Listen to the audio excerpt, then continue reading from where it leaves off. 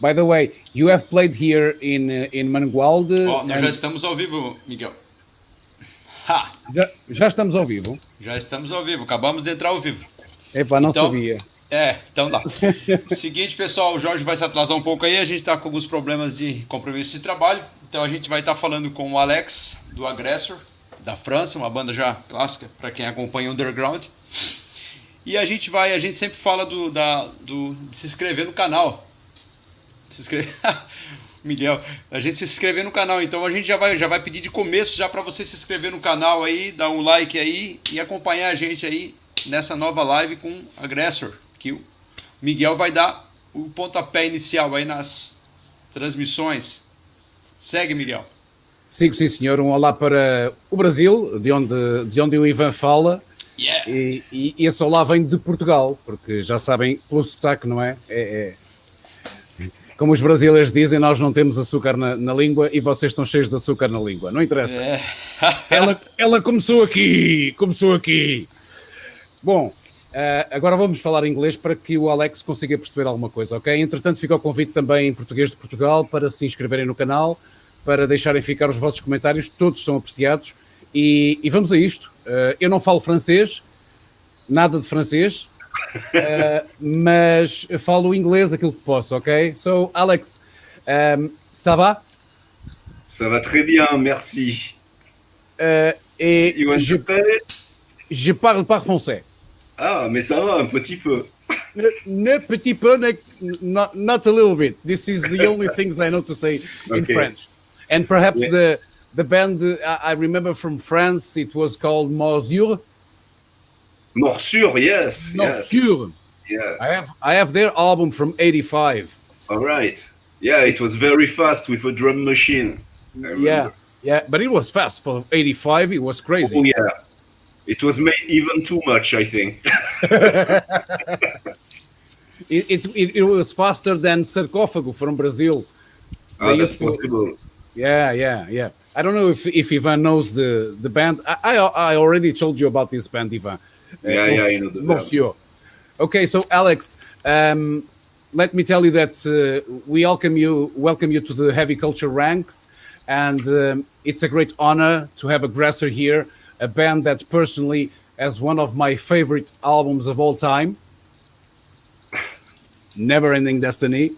And I take this chance to invite everyone to use the chat and ask questions to Alex, because I believe you have something to ask Alex. So remembering the past, I can tell you that it has been almost 2 years since I saw Agressor in Mangualde at a Hard Metal Fest, that's right. One of the great annual events in Portugal. And what memories do you have from that gig? Oh, it was a very good one. We were very welcome. We played quite late, I remember, but there was still lots of people. And the venue and the landscape, I remember it was in the mountain or the countryside. It was really cool. And the full. people are really cool. Yeah. It was crazy. I really enjoyed the show. Yeah, Your bass player was already a little bit like because it was too late. Are you sure? Okay, we go now to the personal side, asking you and hoping that everything is okay. How about you and your family? Tell us, what have you been doing this past year? Everyone is fine in my family. There's no problem with the virus, but the thing is that we had the lockdown since last March, so we have to stop all activity. Personally, my job too, because I'm working in a theater as a light engineer and electrician in a concert and stage management too. So due to this, I decide to compose more songs and play more. But I also had the time to dig out some old stuff from the past that was buried in a closet, attic, and basement, and to do some re-release So I spent almost the last month to do this. Okay, those are great news for the fans, and they have the chance to listen to those diggings that you are doing. And this brings me to the next question, asking you if you have any idea when we will have the chance to meet the new work of Aggressor, and which line do you think it will follow? We're still composing the song for the album, because we have composed some song this last years, but it went in a way that's now it won't fit at all what we are planning to do, because it was like going all the way around with all different styles. So as we got Michel, for example, from the guitar player for about, let's say, 2-3 years now, we have decided to focus more in a way of death metal. So the new songs are really more focused in death metal, more than thrash that we used to be back in the past. So this is going to be the line of the new composition and new Aggressor stuff. But I don't know when. We hope to record, let's say, between spring and next summer, I hope. Okay. So it won't be released like maybe at the end of the year. I don't know. It depends on the label. Okay, and that's great. And once you talk about the label, so your current publisher, Seasons of Mist, will provide the box set with 3 albums for those who want to collect it, or those who didn't have the chance to buy it before. Tell us what albums are, and if they took some kind of remastering. Okay, Season of Mist decided to release the box with their 3 released, which are Medieval Rite from '99, The Spirit of Evil, which is the following and almost the same song, but with additional arrangements. And it was at the beginning, it was a EP with some video on CD-ROM, stuff like that. And the Death Threat album, which was from 2006, if my memory is good. And they asked me if I had some unreleased stuff that I can put on. So that's why I spent lots of time this last month because of the COVID, luckily or not. And I had like 5 or 6 songs per CD more. Okay. So, for example, on Medieval Rite, there are all the rough mix and like 3 songs and 2 songs in totally instrumental. That it's a song called Wandering Soul and another one, Spirit of Evil. And at the beginning, they were done. When I was giving guitar lessons, I gave the structure of these songs to the students so they can make their own arrangement on. And then later I released them on Medieval Rite with my own stuff. So I decided to get rid of all arrangement and vocal and leave 2 tracks with, if the guy wants to play on, they can do whatever they want, you know? So that was the idea.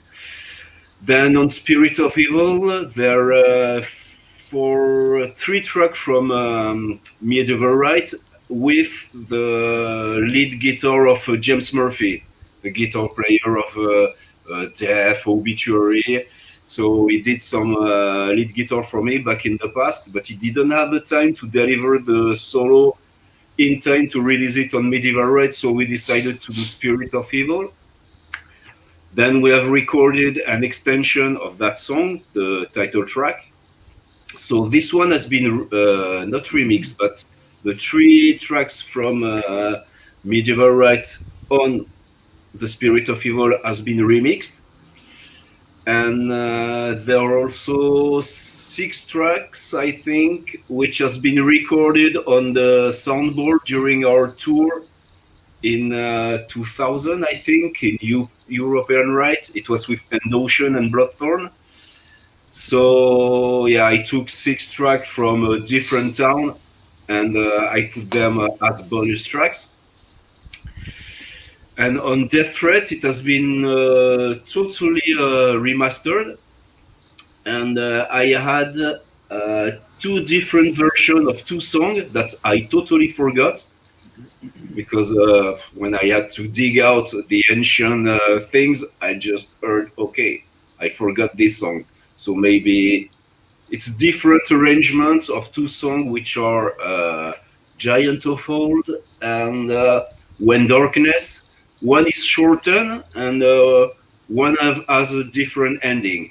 So I didn't release it back in the days. I don't remember why, but I thought now it's time to do it.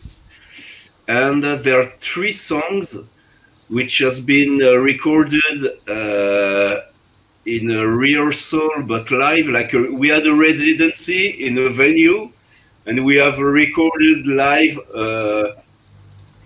during 2 or 3 days on video and on audio, on multi-tracks. So I've mixed 3 tracks of that on video and on audio. The video are available on our YouTube channel and Season of Mist channel too.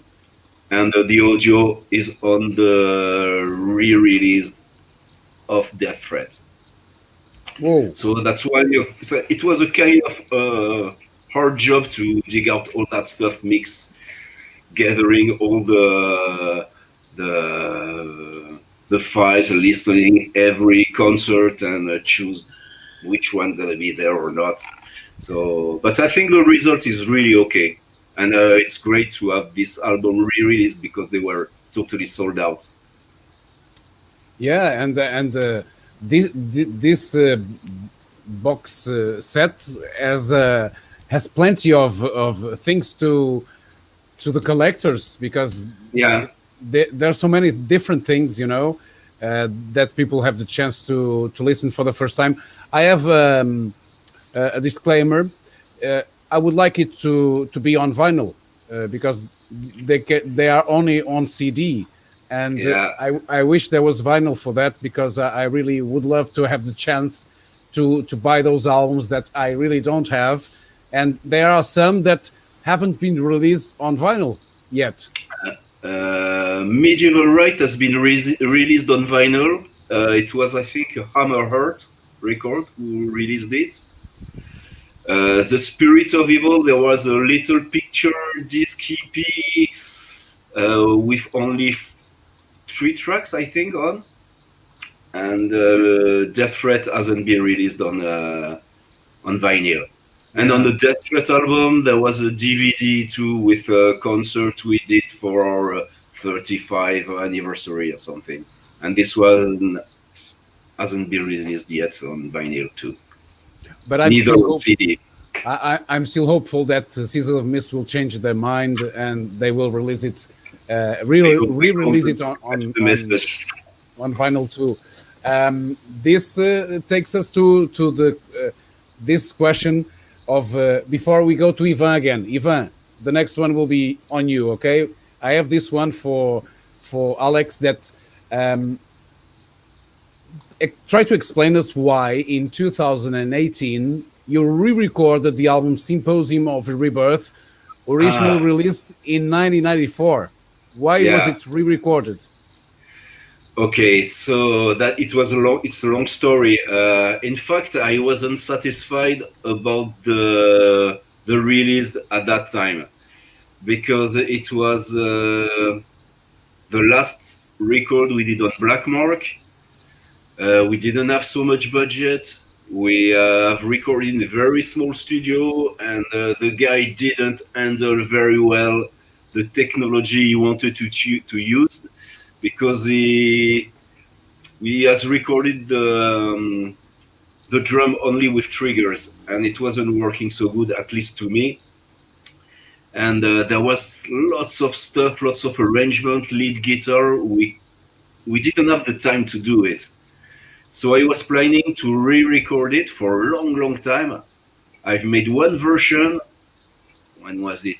It was in 1988, maybe. but it wasn't so good, so I prefer to delay it. So, and I was supposed to deliver it to Season of Mist a long time ago. So we decided, okay, now I'm redoing everything. I have backup all the original recording, check the drums. It took me almost a year to fix the drum mistakes, of recording. So that was it was long things, and also the tuning is not the same. I have found arrangements in between the tracks that I totally forgot. Also, another song was totally lost in the tape, and finally we released it. It was like 2 years ago or something. Yeah, 2 years ago. Yeah, indeed. So it's just because I wasn't satisfied of the project when it came out. Okay. So for me, it was how can I say?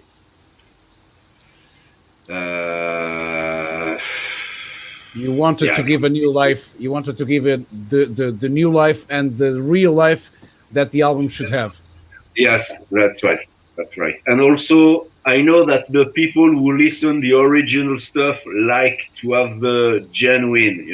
So we decided to release a double CD with the original work and then the new one. Yeah. Because I'm like this too. I prefer the original than when I listen to something that I knew for a long time. So when I hear a new version, it's strange sometimes. Ok. So now let's head to Brazil. Ivan, chuta aí uma pergunta que tenhas e responde-me aqui uma questão que eu acho pertinente. Nós chegámos a falar relativamente ao facto do Brasil não estar muito, não abraçar muito, pelo menos a ideia com que eu fiquei, o Brasil não abraça muito o Agressor, pelo menos não me pareceu que fosse uma banda que pegasse muito bem aí no Brasil. Consegues-me explicar porquê? Não, eu acho que o Agressor tem um nome muito bom aqui no Brasil. Não é uma banda assim, não é uma banda que a gente é tão conhecida e tão citada, né? Mas é uma banda que o pessoal que está no underground conhece bastante. Ok. Conhece bastante. Tanto o Agressor como o Massacre, que é uma outra banda francesa. Ok. As pessoas que não é um nome mainstream, né? Não é um nome extremamente divulgado. Mas quem acompanha o underground ali do começo dos anos 90, do final dos anos 80, conhece o Agressor. Tanto é que tem muita gente aí. Alex, I was asking Ivan about the questioning why does not Brazil follow so much the Agressor, and he was saying that it's not so well spread the name, in Brazil, but in the underground, he's saying that they know Agressor. I'm glad. Yeah, I think so, yeah.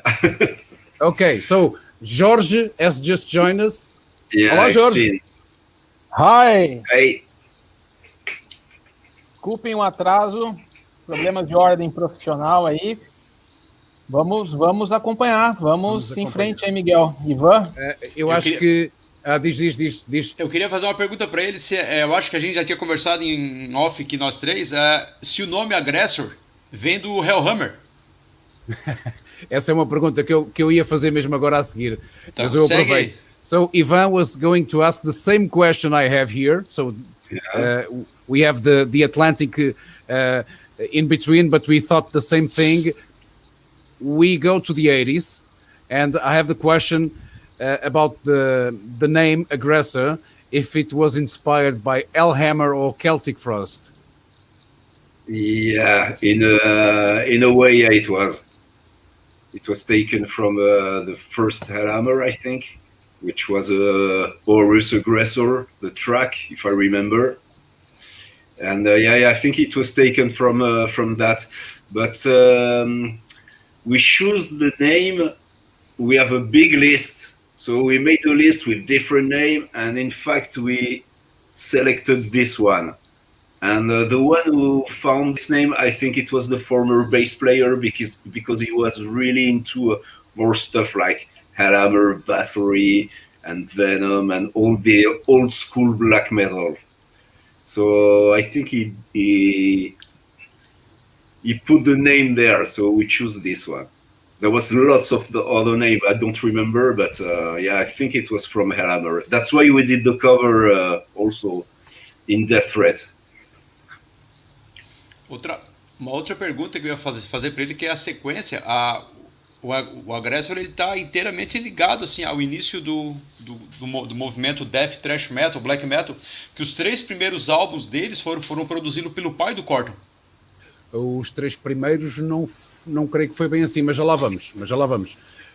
So Ivan was asking something with the guys that worked on your first records, because you are connected in so many ways to the beginnings of the European death metal scene, and he was asking, and also this mix of some blackish themes, and he's asking if working with the boss from the Black Mark label had something to do with this,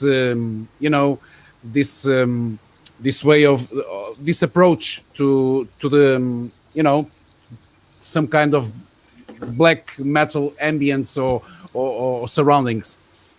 I think so. Yeah, I really loved the first black metal scene, and when we have signed, because Neverending Destiny and Towards Beyond and Symposium of Rebirth were first released on Black Mark, we were all fan of Bathory anyway at that time. So this explained that. And later also, I've been to Scandinavia to record Towards Beyond, because it was made in Stockholm. And I also was in touch with the Norwegian scene, and I've been to Norway many times. So there's some kind of influence of the black metal scene and the Scandinavian stuff in that time in many of the work I'm doing, because I feel more connected with that for a long time than other things like thrash or maybe new death. I like old school death metal, like American Morbid Angel and stuff like that, more than the newest. But I really like also the black metal from Scandinavia. So it's a big influence, all of that. And old stuff from heavy metal, of course, because I grew up with it. Okay.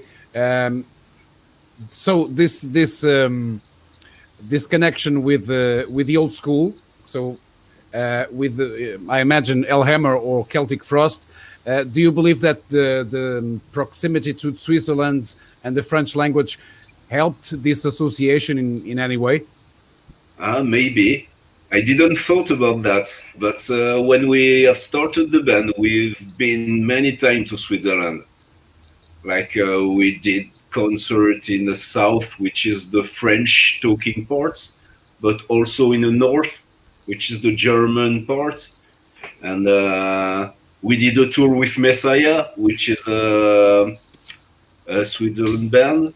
Yep. We had a tour in the 90s over Switzerland and Germany. And yeah, we played in Zurich. We have friends there. So we met the Samael guy when a long time ago. We have played with them. Yeah, maybe this explained that too. Ok. Jorge, isso traz-te algum tipo de pergunta? Esta proximidade à Suíça? Celtic Frost? Coroner? Coroner, yeah. Foi um período bastante próspero, né? Que ele falou ali que influenciou ele bastante, né? E a banda. Como ele vê a segunda onda do black metal que surgiu ali na Noruega, ali né? Como ele enxergou essa transição, né? Onde, né? Da música a coisa foi para o vandalismo, né? Como é que ele enxerga isso? Ok. Wow. Jorge is touching he's putting his hands on fire. So, Right. So he's asking your opinion about the second wave, the black metal second wave scene, towards the burning churches and killing people and the second wave crazy satanic thing. Okay. How do you see it?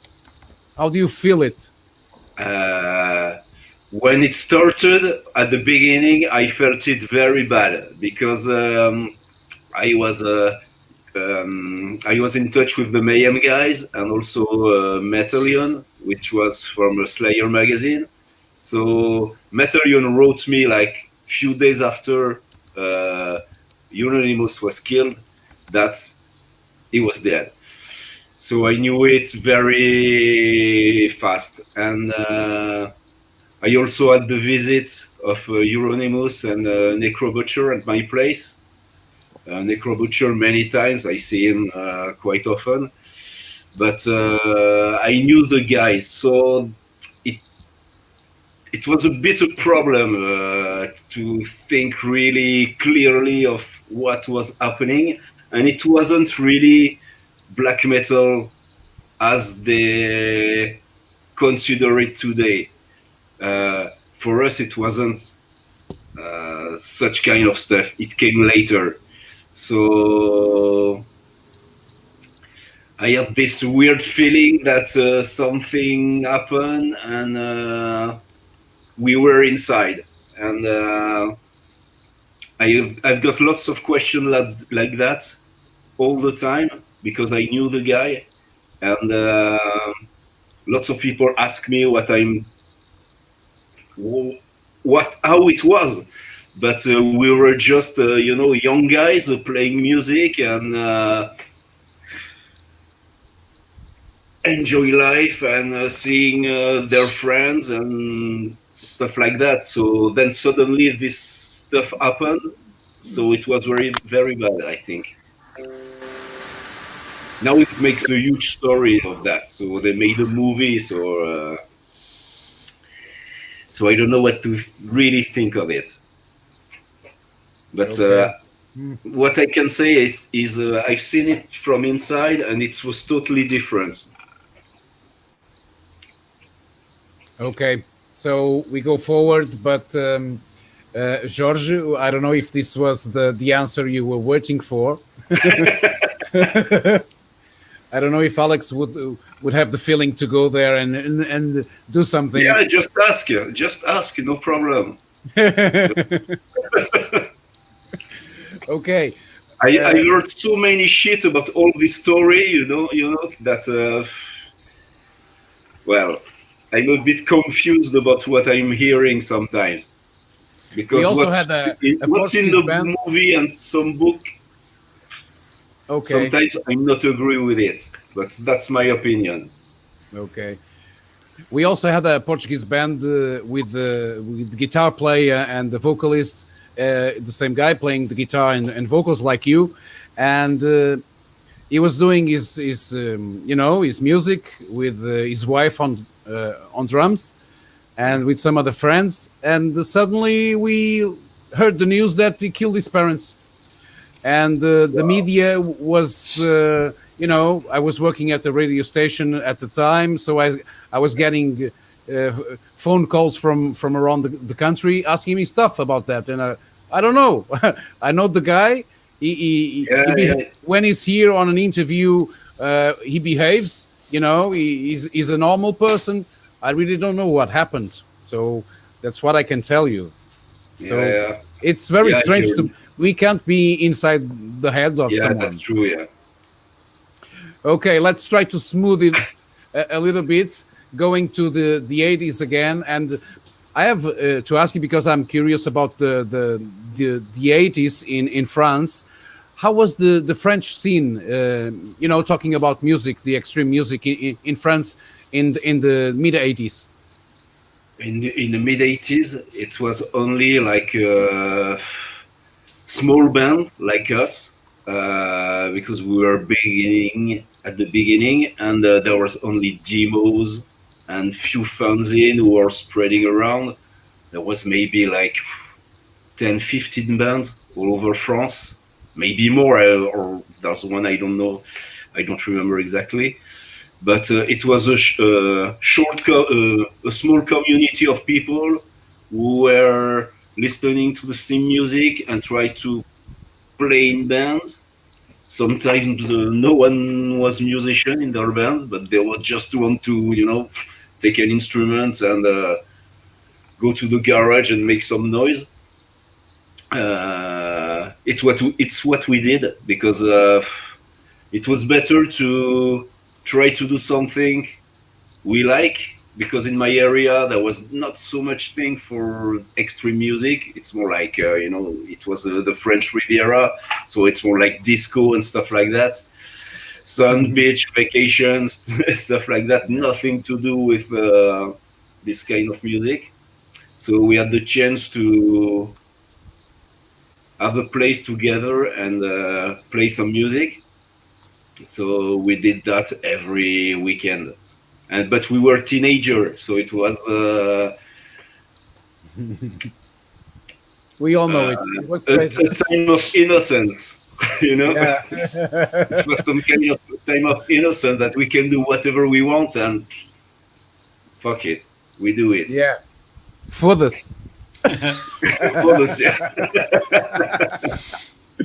Exactly.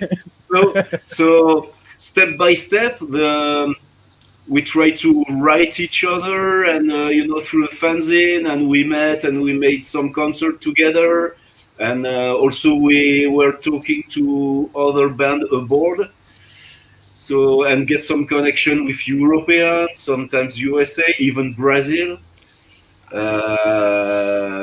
Portugal, Switzerland, Germany, and it started to boil, and it started like that. But it was a time of innocence. There was the first thrash wave which just started, so it was from 82 to 86, something like that.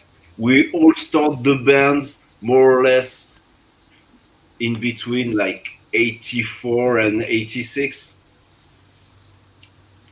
Okay.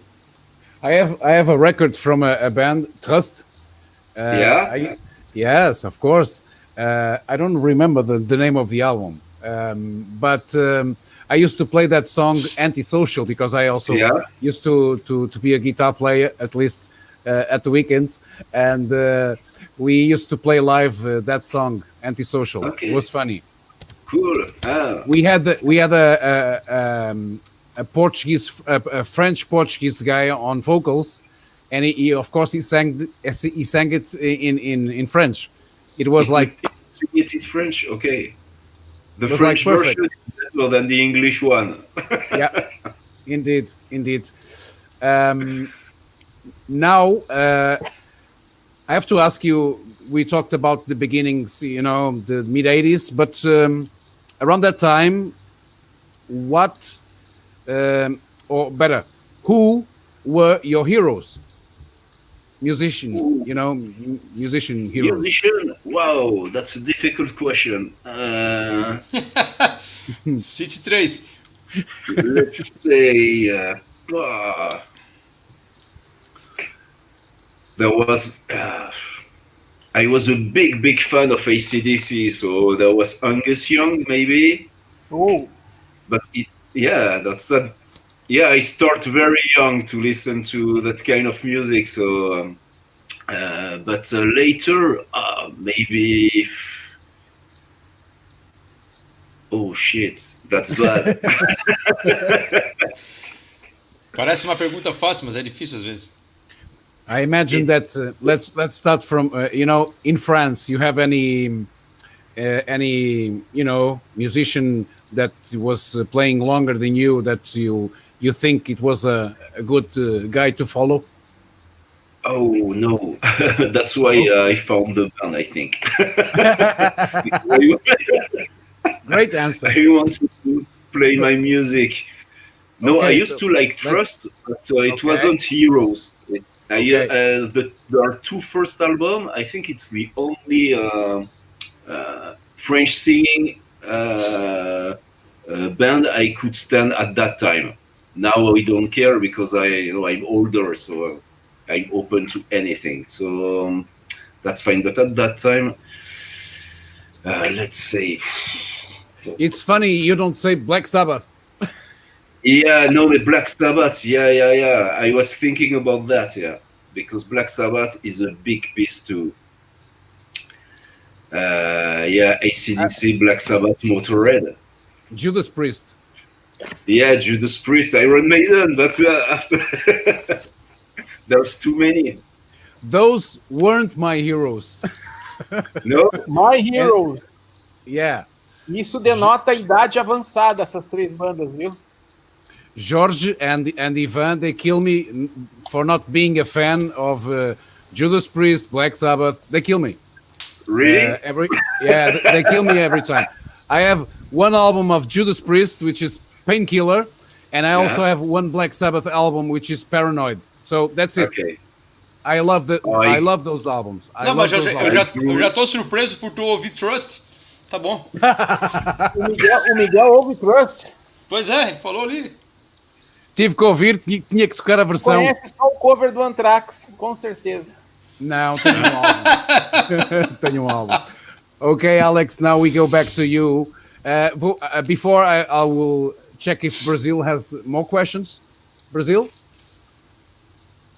More questions? Tem uma pergunta do primeiro álbum que eles, eu fui pesquisar, depois eu percebi que não era. A capa é muito semelhante, o Never End Destiny, que eu tinha LP, é muito semelhante às artes do Voivod. Da capa.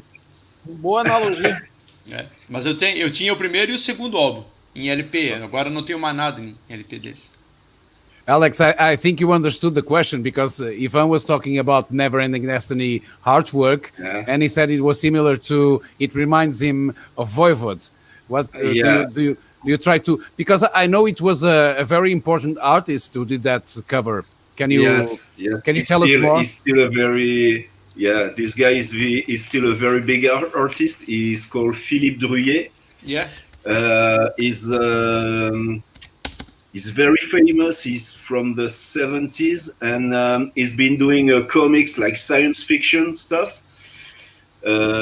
Totally crazy with colors and stuff like that, like a square, triangle, and it goes everywhere. Also sculptures, and he has made lots of books,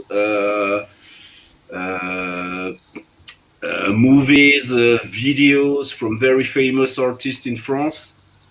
And I heard Away take a part of inspiration of him. So that's why it's similar. And also I'm a big fan of Voivod, so it could explain that. That's great. Não, eu ia continuar. As capas dos três primeiros, dos quatro primeiros álbuns, eles são mais psicodélicas, assim, né? Eles não remetem tanto ao extremo. No Medieval Rights e no Death Rit, que tem um lance mais extremo, assim. Mas as capas deles, se eu fosse olhar as capas deles hoje, eu ia dizer que as capas são do Uriah Heep. É interessante essa... As letras também são um pouco, não são tão dos outros álbuns, não são tão obscuras assim. Ivan was trying to make the difference between the first albums, the art covers, between the first 3 or 4 albums and the following ones, because he says that they are not so.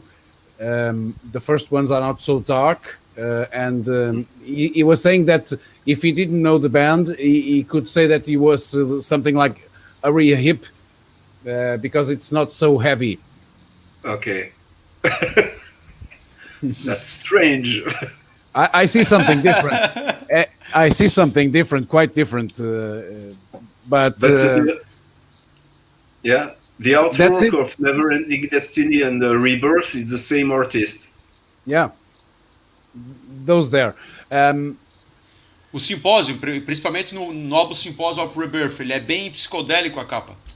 He's saying that the Symposium of Birth, it's a very psychedelic artwork. Yeah. What have you been smoking, Ivan? Okay, let's go. I have some questions related to the beginnings again, because we try to explain people who don't know the band that they should go and dig into the past of the band. So we did that, trying to help others to understand. So about the first release. What can you tell us about this split LP, License to Thrash with Loud Blast? Was this your launching pad, or do you think it was Never Ending Destiny that took you, to the let's go outside? Both. I think it was both. Never Ending, the split LP, License to Thrash, it was the first record we ever done, sorry, and it was also the first the first thrash metal record release in France. So it helped us, Loud Blast, as well, to being there at that time. Then we signed a deal with Boria Forsberg, Boss. For Black Mark, I think it was, but then he had a license with Noise Record as well as Bathory Hammerheart, and this is the record who launched us worldwide. We've been known a bit worldwide, but in the underground, because we've been spreading demos all over the world. Maybe, I don't remember, a couple of hundred, maybe more. So that was quite huge at that time, because it was like handmade, So I think Never Ending Destiny was the first record who was really, who pushed us on the scene.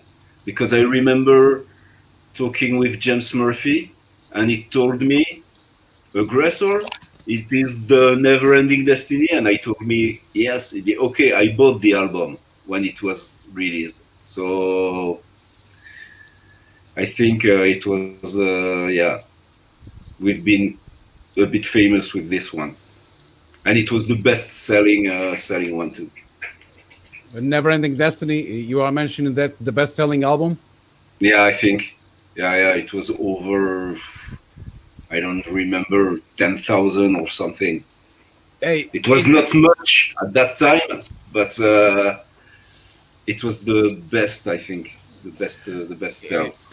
It's my favorite, and let me ask you if it is possible to try to do something similar in the next record, because that album has perfect things, like so many riffs.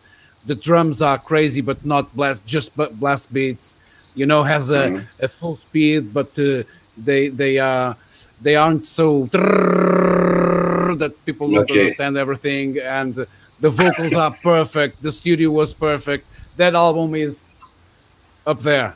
So please do something similar, or at least try to find the sound. Do you think it's possible to go to a studio today and try to bring up the sound like that album? Maybe. It was quite different at the time. Oh yeah, this the Skytrack studio, it was a huge studio. The monitors were so big that they were sealed in the wall, just in front of us. There was a huge soundboard and huge analogic rack, lots of rooms to do the takes.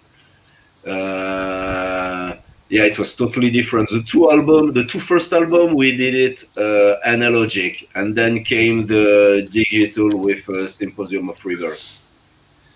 But and the sound of the analogic, to me, it's better, even if it was a mess to record. Ivan is also a guitar player. Ivan, as a musician, what would you like to ask Alex about, his gear or something like that? Tá. Qual é o equipamento que ele usa hoje? Qual é a guitarra, os amplificadores, pedais? What's your Alex? What's your usual or the actual gear that you use? The guitar, amp, pedals. What are you using? Okay, I'm using Ibanez guitar because I've got an endorsement for many years with them. I used to give guitar lesson in a Ibanez school as well some years ago. So I've got 6 or 7 Ibanez guitar with different tuning. Ooh la la, so many. Something like I don't know. Here. Whoa. Oh. Eu vou descobrir o endereço dele. And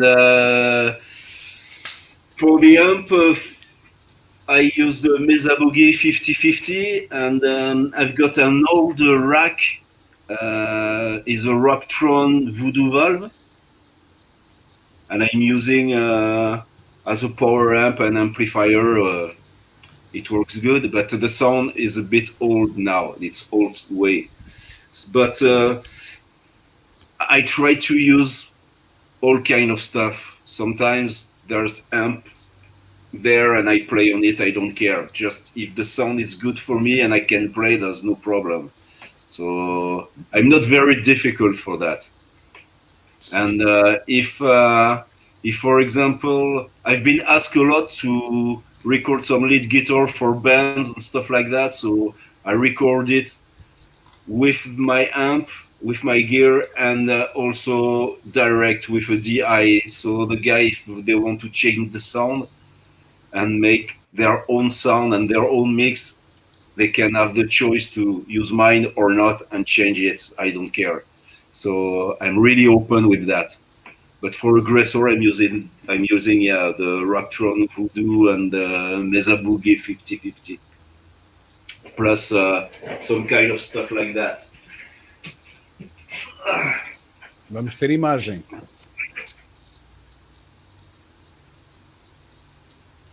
Ibanez. So this one has... Seymour Duncan? Yeah. Personalizado. And the other one, I've got a friend who was doing his own pickup, so I use it too. Guilherme já ficou de olho ali na. Okay, now we are almost going to our usual hour. Yeah. I have to ask you one thing. We talked about Black Mark, and we would like to ask you. So in 1992, you released the album Towards Beyond by Black Mark, an album produced by the great Boss. And I have to ask you how it was to work with him. And did you guys talk about Quorthon? When we have recorded Towards Beyond, the Boss wasn't at the studio all the time.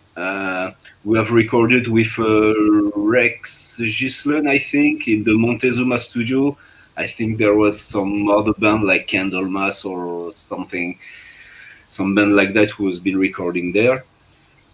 We were a bit free of what we have been doing, but for Never Ending Destiny, the Borio was there all the time. He was leading the recording and everything, how we have to do the take and blah, blah, blah, and producing the stuff at the same time. And we had the visit of Quorthon also during the recording. It's too bad he doesn't sing on the album, but he was there. Because there are some picture, I got some picture with him tearing down the burning wall. Because it happened 2 months before.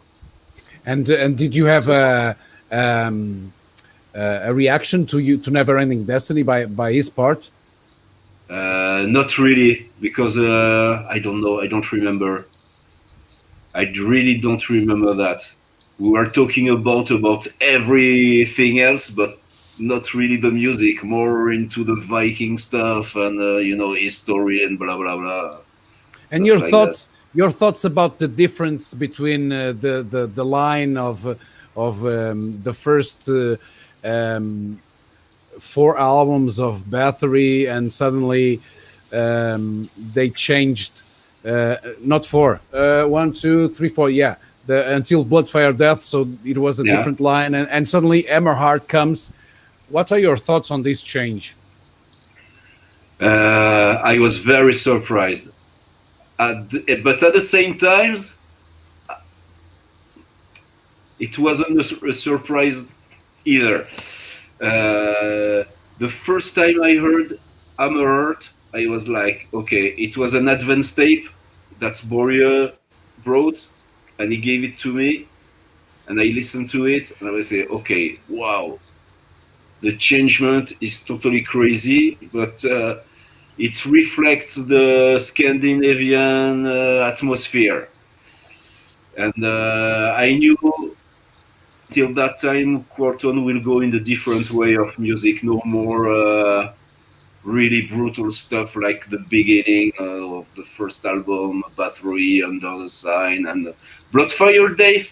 It started to be a bit different, a bit more heavier, but it was still there was still lots of anger in the composition and in the vocals. But in Hammer Heart, the approach it's totally different. There's more maturity, and at the same time, the singing is a little bit how can say strange. Yeah, for it's me, not really perfect, but it fits. It fits with the atmosphere of that time. So, and also the George up lyrics. there is a huge fan of Hammer Heart. Yeah, the theme is quite changed. Jorge, queres defender a tua dama?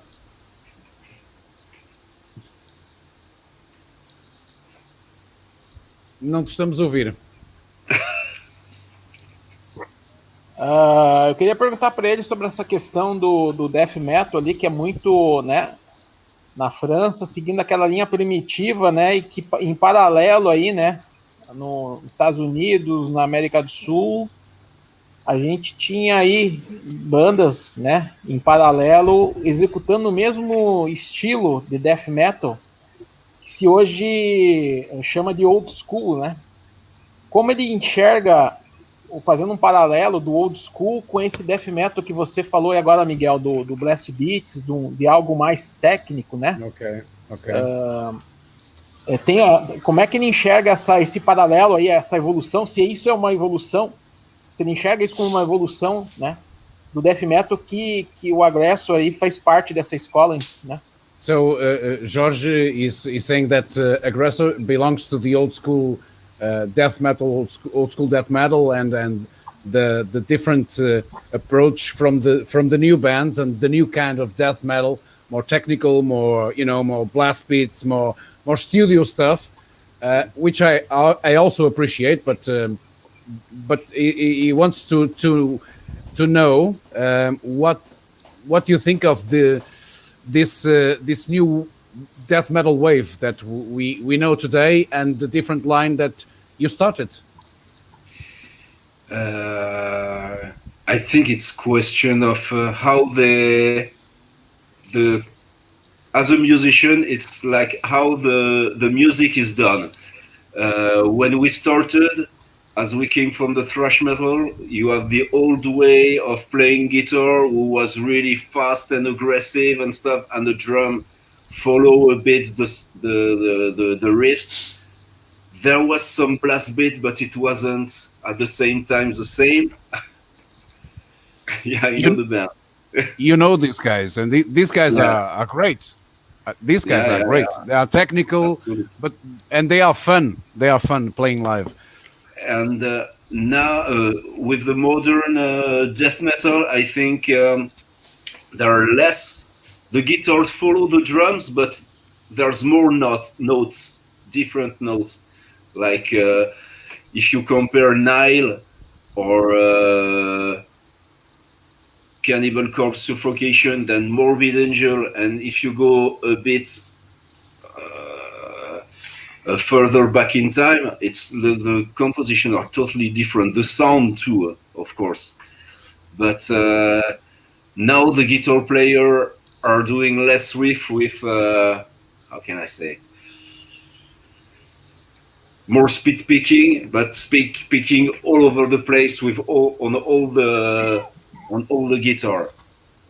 And the old school, it was staying more on one note and change and stay and change and stuff like that. Now it's like, and the drum, it follows. And but sometimes it's more melodic, in fact, because there are more room to make less noise with the distortion, but you make more notes and you play as fast as the drum. So, and the new drummer, they are totally crazy now. Back in the days, we couldn't found any drummer like now. It was impossible. Yeah. With the beginning of the trigger system, it was impossible to play like that. This question has to follow. The previous one. So your sound is extreme, but we believe that it's not limited. How does the inclusion of orchestral sounds and the collaboration with the Lyon Opera Choir enter the landscape in your history? Tell us about that. Okay, it came because the second drummer we had, so the drummer who plays on Towards Beyond and Symposium of Rebirth, he was a classical jazz guy. So, and it was a punk guy, totally crazy, who was drinking like hell, the typical crazy artist. And this guy, he has a strong background in music, like he was writing music, he know how to play keyboards, he know how to play guitar, he was playing drums, he has been in the army, in the music, for example. So this guy was writing the music and he has his idea about some arrangement and doing like that. So he proposed me to do that and we did that together. So I wasn't as good as him, but okay, just we try and we see what it's gonna sound because we didn't know.